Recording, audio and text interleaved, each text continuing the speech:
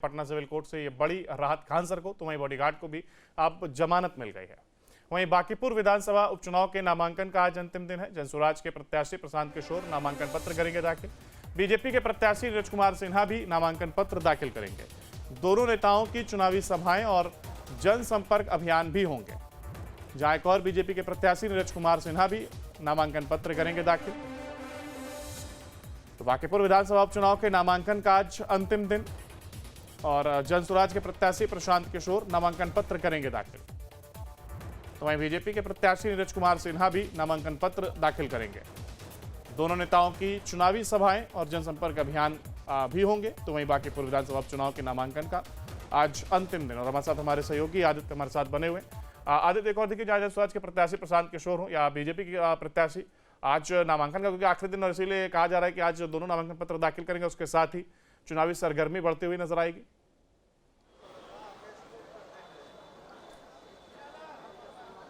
देखिए, बांकीपुर विधानसभा उपचुनाव की सरगर्मी अब देखने को मिल रही है क्योंकि आज नामांकन की जो प्रक्रिया है वो दाखिल करने का आखिरी दिन है और जनसुराज के जो सूत्रधार हैं प्रशांत किशोर खुद पहली बार चुनावी मैदान में बांकीपुर से उतरे हैं।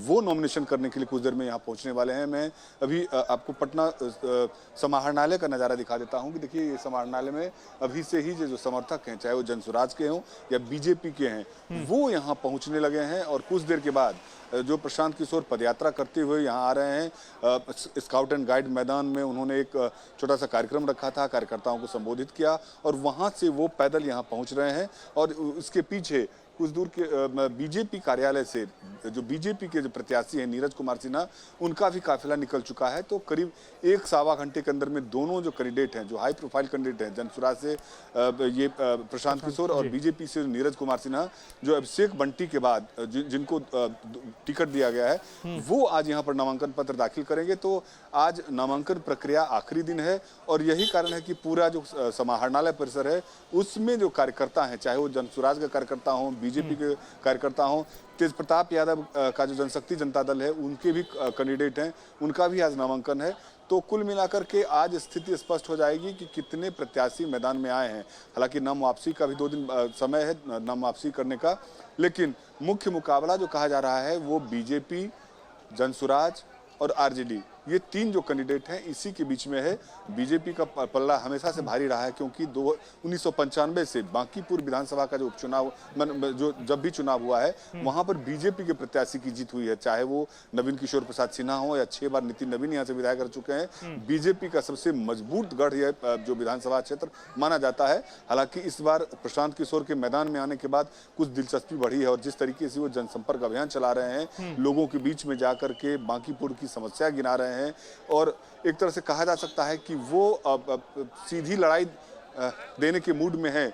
लेकिन बीजेपी का पल्ला शुरू से ही भारी रहा है और यही कारण है कि बीजेपी के कार्यकर्ता अभी भी आश्वस्त हैं कि बीजेपी यहां भारी मार्जिन से चुनाव जीतेगी। चुनाव दिलचस्प होने वाला है। एक तरफ जहां वो सीधे टक्कर देने की कोशिश प्रशांत किशोर करते हुए नजर आ रहे हैं, तो वहीं बीजेपी का एक पुराना गढ़ और अपनी एक किलेबंदी रही है। तो दोनों में दिलचस्प मुकाबला, हालांकि जिस तरीके से प्रत्याशी तेजस्वी यादव ने दिया है त्रिकोणीय मुकाबला, और इस बीच ये जरूर देखना दिलचस्प होगा कि आखिर बाजी कौन मारता है। और एक बात जो आमतौर पर आदित्य कही जा रही थी कि बीजेपी का ये गढ़ रहा, एक मजबूत किला है, उस स्थिति में बीजेपी उतनी नजर नहीं आ रही क्योंकि जो कैंडिडेट दिया गया है, चाहे वो तेजस्वी यादव की ओर से या खुद प्रशांत किशोर हो, तो कहीं ना कहीं बीजेपी को भी लग रहा है कि उसे और मजबूती के साथ चुनावी मैदान में उतरना चाहिए और यही वजह है कि तमाम वो एहतियाती कदम भी उठाते हुए नजर आए।